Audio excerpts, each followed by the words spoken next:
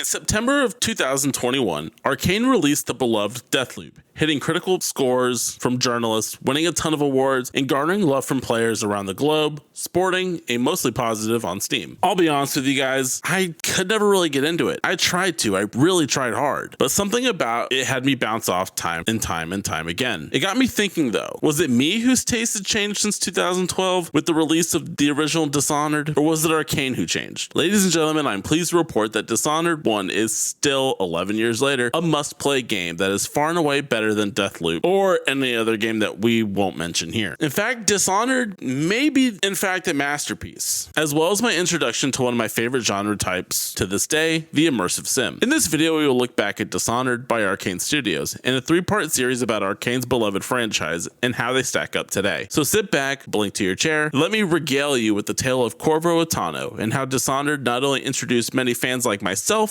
to the Immersive Sim genre, also incidentally created an almost perfect stealth game as well. If you enjoy this type of retrospective and review content, you're in the right place, so be sure to subscribe to the channel for more videos like this, and if you really enjoy this content, consider becoming a member as well. Perks are listed down below. And naturally, if you end up and want to go, man, I want more of that content, go back and check out the back catalog we've done as well, including a massive retrospective we've done on Resident Evil. I think you'll enjoy it. But for now, let's get into Dishonored. You're the only one. You'll know what to do, won't you? Before actually discussing the game of Dishonored, we need to discuss the genre this game stems from, that being the Immersive Sim. If you ask players to define an Immersive Sim, I have a feeling you get a ton of answers, so let me do my best to define it here. To many players, the Immersive Sim defines freedom. The freedom to choose how to approach each area, each puzzle, each objective, all with the goal of solving a larger problem, using the tools given to the player. Now, this sounds like a ton of games. A game like Splinter Cell gives you a series of problems and creates a world that you'd be able to solve them. And while this illusion of choice is nice to have, it is here that we begin to see the delineation. See, the Splinter Cell example would be a series of events predetermined by the developers, forcing the player to conform to the world. Warren Spector, known as the daddy of Immersive Sims, said it best in this quote: "You are there. Nothing stands between you and the belief that you are in an alternate world." Distilled down, what makes an immersive sim is the sandbox, a set of rules that the world will play by, and that world is reactive to the player's use of the sandbox and the tools handed to them. This allows the player to proceed, interact, and attempt to manipulate the world in any way they see fit, breaking the world as needed, and having it react back to you as opposed to funneling you, the player, into the next scripted sequence of events. Essentially, the world is your oyster. You are given a problem, a world with its own rules, ideas, characters, NPCs, and laws, a set of tools, and told to solve said problem. With lore trappings may differ, the Immersive Sim is this, distilled down to its truest form. You may go through the front door, guns blazing, a valid option, or you could sneak around the guards, cut through a side window, stab that waitress in the face, all to drop poison in the cup. That's also a valid option. You may choose not to poison anyone and let one NPC kill the target, not even getting your hands dirty. That is also a valid option. And the game itself allows each one of these to happen, following its predetermined rules set the exact moment the player enters the arena. Each one of these is a story to the player, a way of making their run uniquely their own, with their own trials, struggles, and triumph in between. Your run of Dishonored has a high chance of being completely different than mine, and yet the game still says, yes, your way is just as viable as anyone else's. The operative word here is choice and freedom. Do we kill? Do we avoid? Do we take the path less traveled, or break away with our powers over the main gate? The choice is yours, and this is why I am such a sucker for Immersive Sims as a whole, easily being one of my favorite genres of games as long as it's done right. Over the years, we've seen many attempts done on the genre, from games like Ultima, System Shock, Deus Ex, and more. However, a lot of these titles were only on PC. So in reality, Dishonored was the first real introduction point for a lot of people to the Immersive Sim, myself included. And when it comes to the Immersive Sim aspects of Dishonored, there are some glaring flaws in the inherent design and systems at play here, but we'll get into that soon enough. What Dishonored does is wrap these ideas in an amazing world, littered with fascination and otherworldliness, while also being grounded in an industrialized cesspit known as Dunwall. It's wrapped in a series of well thought out levels, leading to neutralizing the worst this world has to offer, all to help save and influence the world around us, from our child to the citizens we walk among. But with that long preamble out of the way, let's get into it.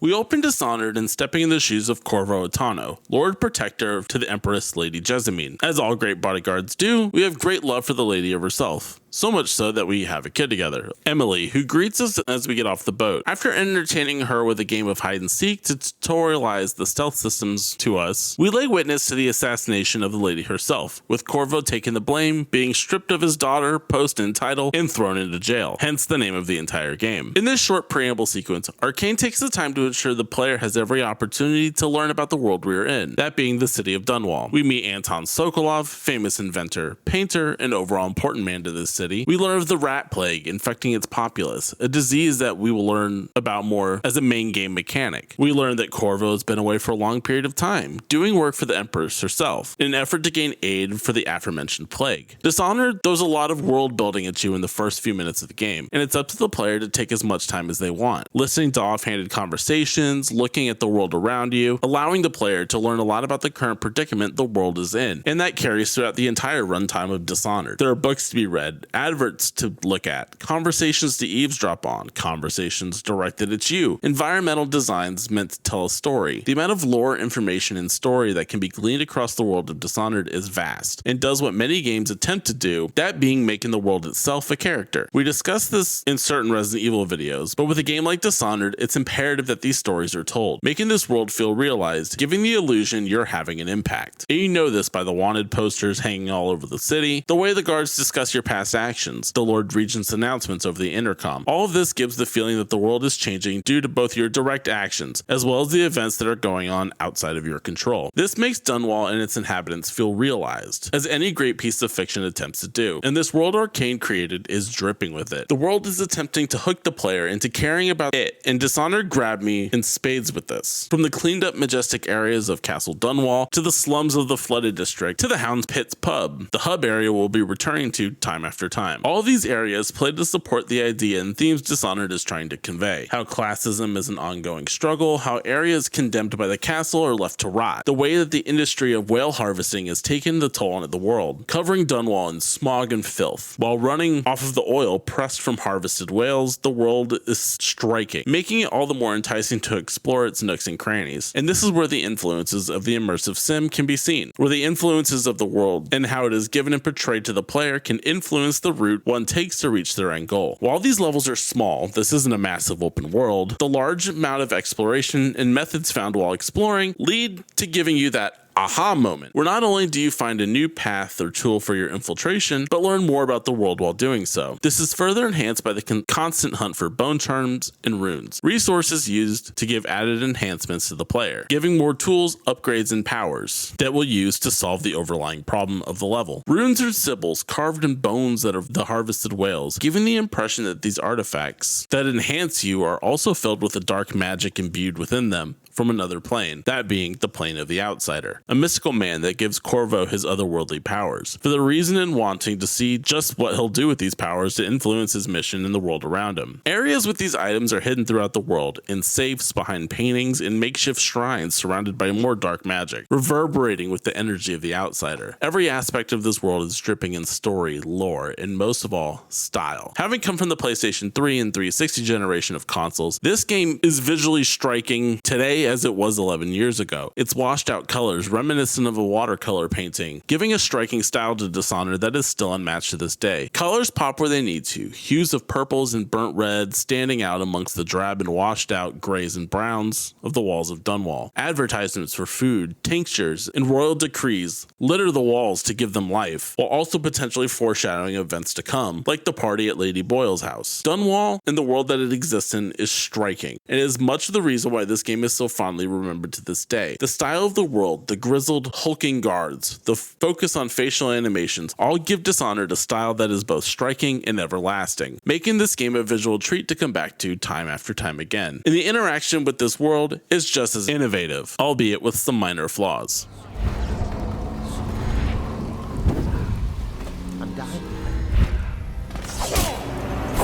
At its core, Dishonored sets out to be that immersive sim we discussed before, all of it linking back to the core gameplay loops. We are given a puzzle, told to solve, and make our way to the exit. On the surface, this game does fulfill that promise. You can go in the front door, murdering all that lie in your way. You can sneak around, finding the route less traveled. You can eliminate your targets in a number of ways, as most of the puzzles involve an assassination or a removal of a target from power. Within these systems, there's an overarching system known as chaos, where all of your actions will feed into. The more you kill, the higher your chaos, which in turn has tangible effects on the world around you. The flesh-eating rats appearing a lot more, and in more aggressive quantities. More guards will be stationed around the play space, and the ways you interact with the world alter to fit these parameters. However, it is in this chaos system that the immersive sim quality begins to kind of fall apart. Remember, the main quality of an immersive sim is that the world gives you a set of rules and tangible obstacles, a set of tools for you to interact with the world with, and a main goal. However, when a player is told that the chaos of the world is affected by your actions, this inherently affects the way the player engages with the world and its systems, inferring naturally that low chaos equals good ending and high chaos equals bad ending, which, spoilers, this is essentially realized. This means that knowingly or not, Arkane has created a system where most players will tend to attempt to do a low chaos version of the game first, leaving murder to a minimum and being spotted to the lowest possibility. Thus, the main quantifier of an immersive sim is inherently burst, as the player is then coerced into a certain style of play. This is further enhanced by the fact that the low chaos version of these levels have a ton more content within them, story beats, world events, and entire areas not being seen if one wishes to go in guns blazing. Once you begin to see that the low chaos runs have more tangible goods associated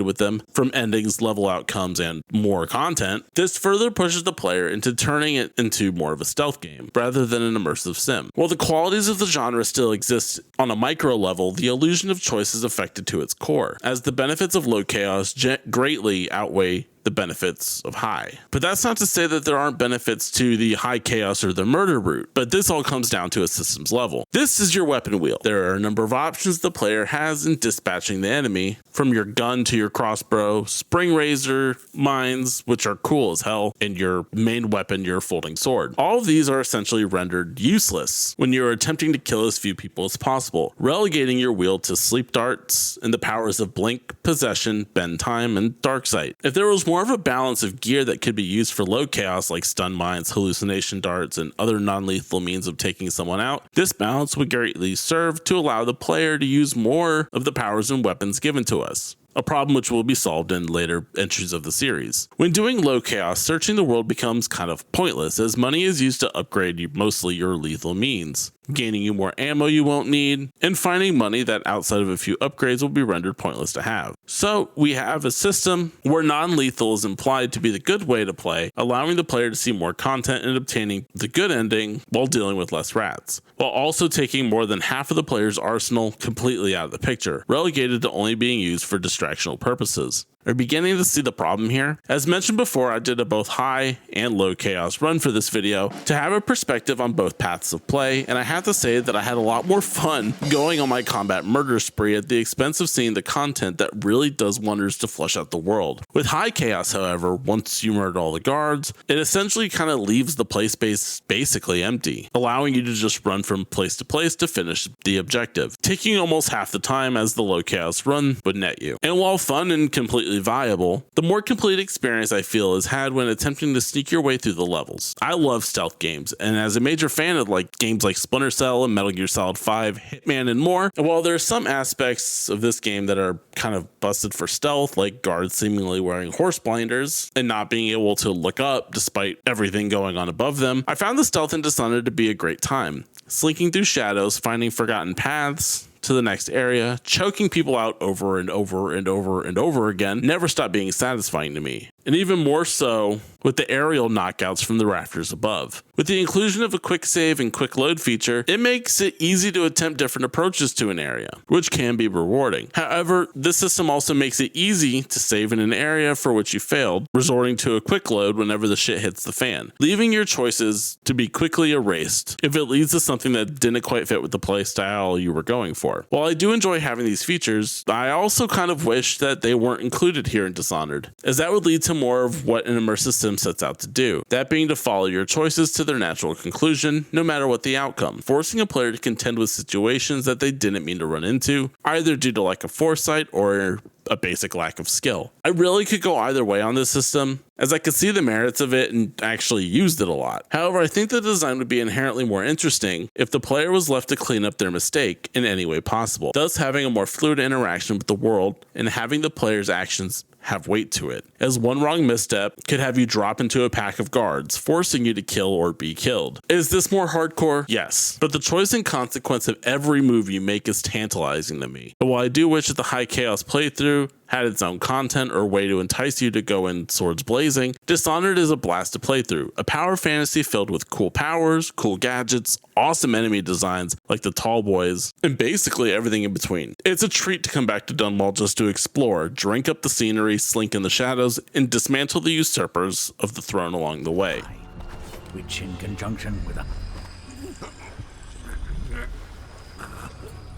But going back to the beginning, how does this relate back to the immersive sim qualities discussed before? What makes Dishonored, in the eyes of many, a great immersive sim, taking out the inherent flaws of the chaos system introduced to the loop of play? While this system works to give the world overarching reactivity to the player, I do still feel that it is inherently prodding the player to adopt a playstyle that in turn hurts that immersive sim in it. But as we said, we're taking that out. And with that being done, Dishonored fulfills the major trapping the genre has that makes it so unique of an experience to play through. It all starts with the level and world design. Making your way through the game, you're dropped into condensed open areas, as mentioned before, with each one being filled with opportunity. The rules of the world are always at play. NPCs will react to the inputs in the world, thus giving the player an infinitum amount of ways of dealing with any given situation. Let's look at a specific area. The first mission where you need to take out the High Overseer. We have reached the main entry to the palace, that is the headquarters for the Golden Mask Zealots, and in looking through our spyglass, we have guards stationed all around the exterior, all ready to lay waste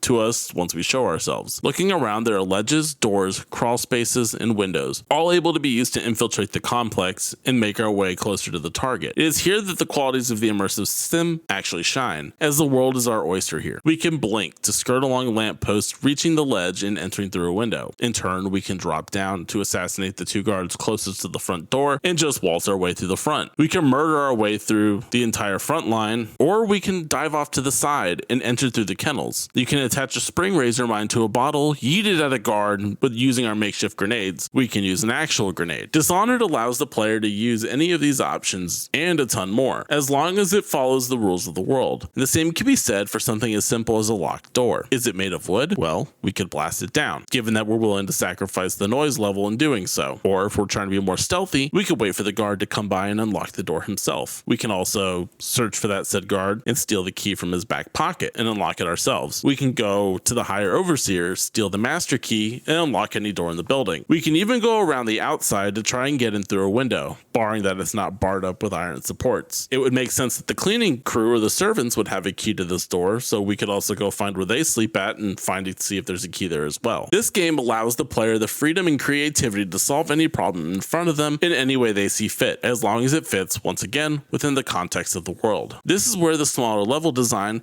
comes in as an asset, as Arkane has specifically made different challenges and pain points for the player, no matter what mode of solving the problem they've decided to go down, adding to the simulation along the way that makes any route taken a little bit more interesting. This is what gives the player that satisfaction of completing an area, as their agency in the world has not only allowed them to reach the final goal, but make them feel like the smartest motherfucker alive in the process. The freedom can be daunting for some, especially in an age where it seems that games are specifically made to handhold the player into solving problems, leading the player to the predetermined solution rather than allowing said player to solve it themselves. This is why the loop of Dishonored is so great in my eyes, and keeps me wanting to come back for another run through. I find a game that leaves the breadcrumbs for the player to follow or not, rather than the game that hands you the loaf of bread, much more satisfying to go through. This even trickles down to the way that the player handles the elimination of the main target themselves. Each mission hinges on an assassination as discussed above, but murder isn't the only option these targets can be eliminated by, given the low chaos system and the game even having achievements for 0 murders. In this, every target can be handled in a multitude of ways, but there is a weird strange dissonance between murder and non-lethal, with honestly sometimes murder being kind of the more noble answer. The High Overseer, you can give a brand of the heretic, leading to his exile into the flooded slums below, where then he turns into a weeper or somebody that's infected with the rat plague. If we look at Lady Boyle, you go and you can knock her out and give it to this rat face motherfucker, who essentially takes her away on a boat to live with him for the rest of her days. Yeah, that would be content censored if we follow that trail to its natural conclusion. There is something to be said with what goes around comes around, but honestly, death would be the better outcome than subjecting this woman, no matter how cruel, to being a slave to someone who thinks dressing up like a fucking rat is cool. Anyway, let's get back on track. The amount of freedom given to the player here is vast, and in that regard, Dishonored in my eyes is easily considered one of the greats when looking at the genre of immersive sims. While there are games that do this better, like the most recent Deus Ex games or Arkane Austin's own Prey, which there'll be a video about in the future, it's hard to ignore the influences and trapping Dishonored has had on the immersive sim. I may be way off base on that, and I would love to hear your thoughts and opinions on the topic, so feel free to leave them in the comments down below. I love to read them, and most of the time we'll actually respond, so definitely keep an eye out for that as well. But with gameplay being tight, there needs to be a reason why we're here, so let's take a look at the story of Dishonored, what it does right, and what it misses on. Obviously, we're going to be delving deep into the spoilers section of this video, so if you haven't played Dishonored yet, you've been warned. Don't come crying later that I spoiled something for you. Take him.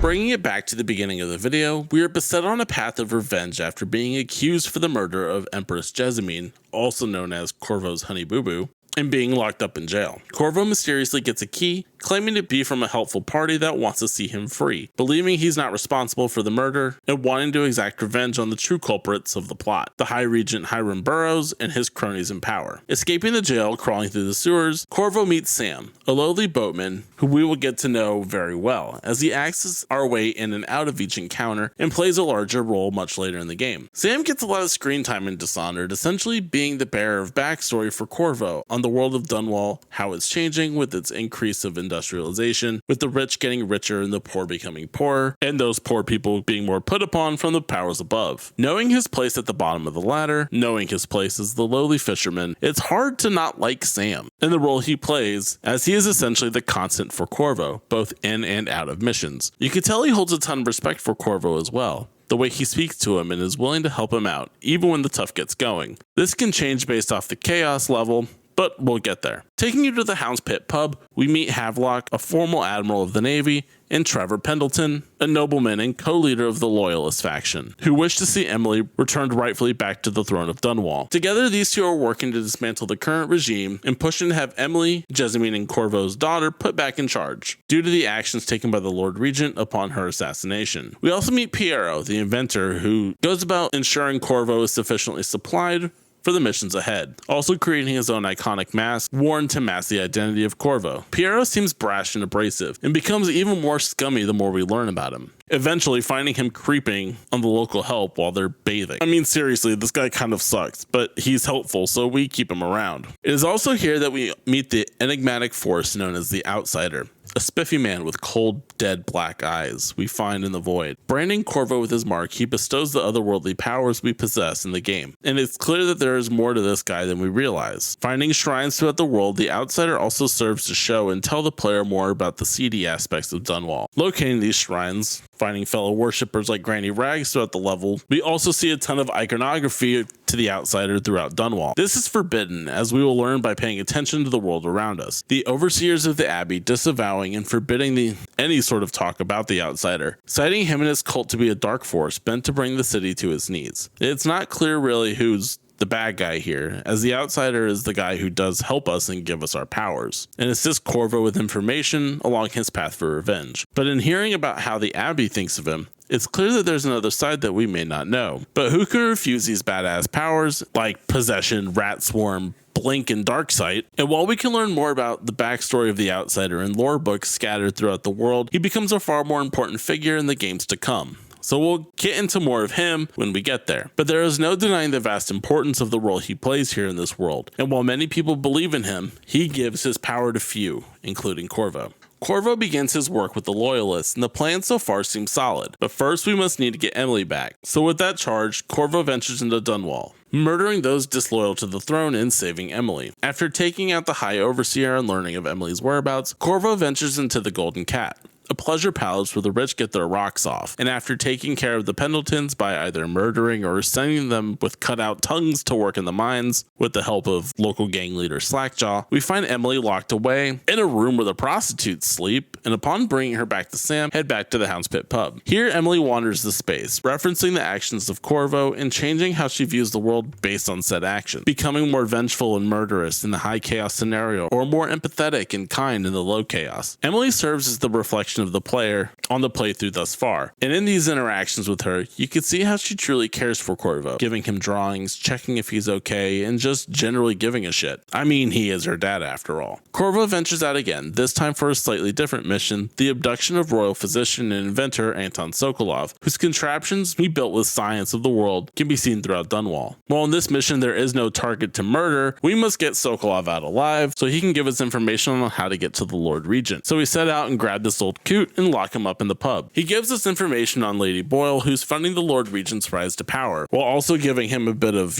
extra if you catch my drift. So off goes Corvo again to take out Lady Boyle and find a way to get to the Lord Regent himself. Upon doing so, Corvo heads off to do what he does best, and after dispatching the Lord Regent himself, returns to the Hound Pit pub. The end finally here, or so he thinks. And see, Havelock and Pendleton have risked a lot and done a lot of terrible things to get to this point, and knowing of Corvo's relation to Emily, does not want any loose ends hanging about him. Instructing Sam to poison Corvo's celebratory beer, he is incapacitated, but thanks to Sam's respect for Corvo, he only was given a half dose, essentially just knocking him out. We wake up in the flooded district under guard of some men in plague masks. And this is where we meet Dowd, the true assassin behind Lady Jessamine, and once Corvo wakes, moves to take care of Dowd once and for all. The only issue is, he and his men retain the same powers as Corvo, blessed by the Outsider as well, making this area not only one of the toughest areas of the game, but unfortunately one of the slowest. This may be the only mission I actually hate in this game, as traversing the flooded district is slow. It is here that the enemies who are on your level do feel a bit unfair. But we make it through, and upon his defeat, Dowd begs Corvo for forgiveness, which we can choose to grant or not. Now, lore-wise, though, as we will learn in upcoming games, it is canon that he's spared, which I actually hate, as this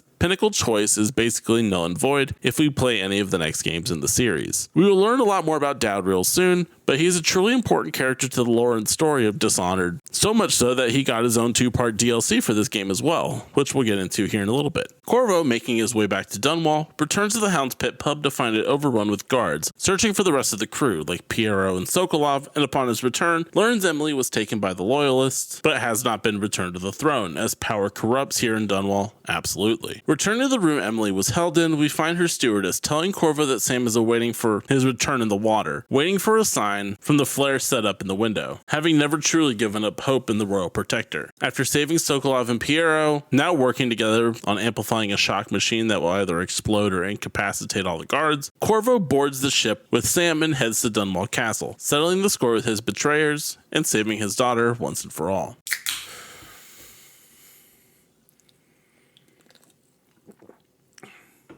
It's here that we need to take a moment to discuss the high and low chaos playthroughs for a moment, as this is where a lot of the changes in the story really begin to take shape. During high chaos, as mentioned before, we see more rat swarms that will eat any flesh nearby, with other major changes being how people in your inner circle begin to interact with Corvo. As mentioned before, Emily will change her outlook on the world based on the amount of killing you do, as will everybody else in the Hound's Pit pub. The stewards will reflect on you poorly for taking so many lives, Piero will make comments on your lethality, and most of all, the outlook of Sam, and that he has on Corvo, can change drastically based on the chaos level that you're going down. This may be the hardest hitting change for me, and it all comes to a head in the final approach to Dunwall Castle. I tend to always play these games with high stealth and less murder, much like how, no matter how hard I try, I always play Paragon in Mass Effect, and lean to the light side in games like KOTOR. It's not my nature to be a bad guy. So color me surprised to see how different these two entrances to the final mission are with Sam. In Low Chaos, Sam commends you for staying your sword despite all the wrong being done to Corvo leading up to this point. Losing your kid, losing your girl, being betrayed not once but twice would generally be enough to send anybody on a killing spree. Citing you as an example to live by, he wishes you luck as he brings you to shore, knowing you'll succeed and continue to be a great role model for Emily and Dunwall as a whole. However, in High Chaos, it is much different, as Sam Sam condemns you for being no better than the men who betrayed you, feeling sorrow for any influence Corvo has had over Emily, and even once dropping you off, fires his pistol in the air, alerting the guards to your arrival while floating off, never to meet you again. I'm gonna tell them you're coming.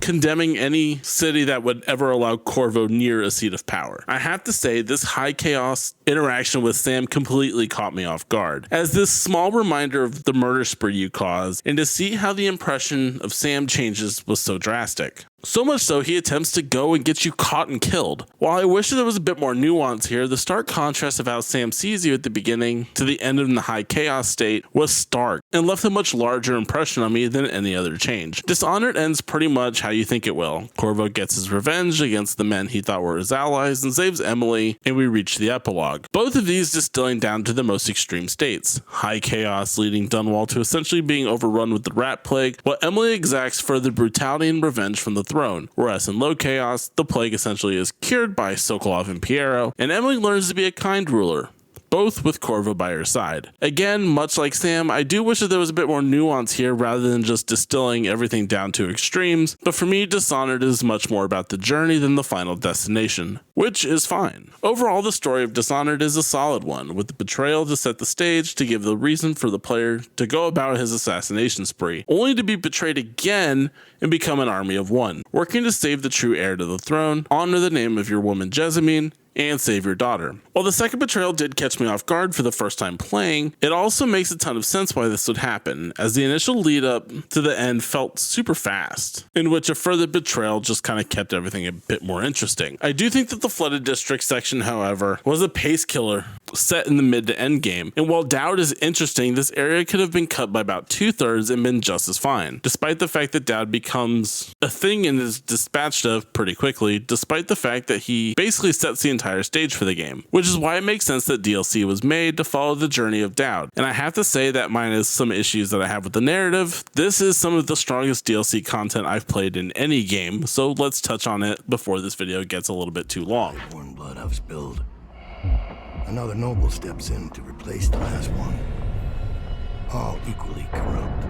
The entirety of the DLC story is split into 2 acts, the Knife of Dunwall and the Brigmormet Witches. Taking place in Dowd's eyes, we begin with the assassination of Jessamine and how he was pulled into the void the moment he stabs the Empress, the outsider telling him in riddles that his story will end soon, that which will be determined on him finding a woman named Delilah. This being a mystery, much like anything the outsider is involved in, Dowd puts it out of his mind until he gets word of an arriving ship named Delilah. Going through a meat plant in downtown Dunwall, we learn more of Delilah, that she is a witch who also controls the powers of the void, and appears a few times to tell Dowd to basically stop searching for her. After reaching the flooded district, Dowd finds his base overrun by overseers, and upon dispatching them learns that his second in command, Billy Lurk, was working with Delilah the entire time to usurp him. This ending again changes depending on chaos, but essentially Dowd can either kill or spare Billy, which again, this choice is ruined based off of canon, because it's obvious given the protagonist of Death of the Outsider that Billy is spared. However, Dowd is not done with Delilah just yet, as he continues to track her down to stop whatever mysterious plan she has. After saving another bandit from the prison and using her ship, Dowd reaches Brigmore Manor to learn of Delilah's plan, that being to possess Emily on the throne, making her Delilah's puppet in order to control Dunwall, which is ultimately thwarted by Dowd in one of 3 ways: killing her, knocking her out, and switching the painting that she's using to possess Emily, or completing the ritual himself, sealing Delilah away in the void. Either way, the plan is foiled, and we end where we meet Dowd in the campaign, begging for his life, having murdered an empress, but saving one to repent for his past. This synopsis is diluted a lot, but a lot of this story really hones in on Dowd as a flawed character, attempting to seek redemption in his own eyes. While a lot of the missions themselves come off as kind of just busy work for him getting the answers that he's looking for, these also may be some of the best levels in this game has to offer, with 2/3 of them being completely new locations altogether. We also learn that a lot of what the outsider does in this world is pit others against each other, seemingly enjoying the response his puppets have on the greater world with no rhyme or reason behind them. As I said, we learn a lot more about the outsider in later games, so we'll save that in his time for later. Overall, this DLC is honestly a must play in my eyes, and having handled the nuance of Dowd far better than even Corvo in certain scenarios,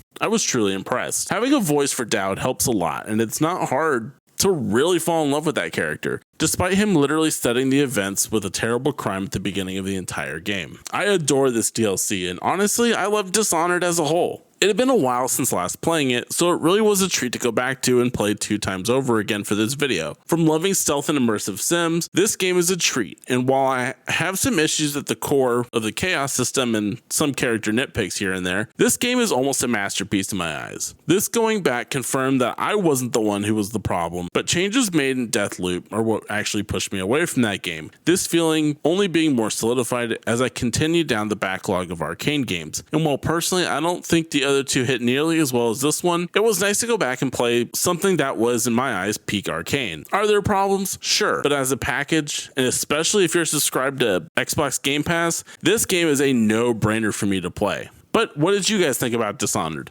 Let me know in the comments below, and if you like this video, hit the thumbs up button and subscribe to the channel for more videos like this one. If you want to support me in these content endeavors, consider once again becoming a member as well, as it helps this channel monetarily and allows me to put more capital back into the product. Thank you again all for watching, and as always, my name is Brendan, and I'll see you guys in the next one. Later. Down within her mother's great tomb, because you are more to her than royal protector. Farewell, Corvo.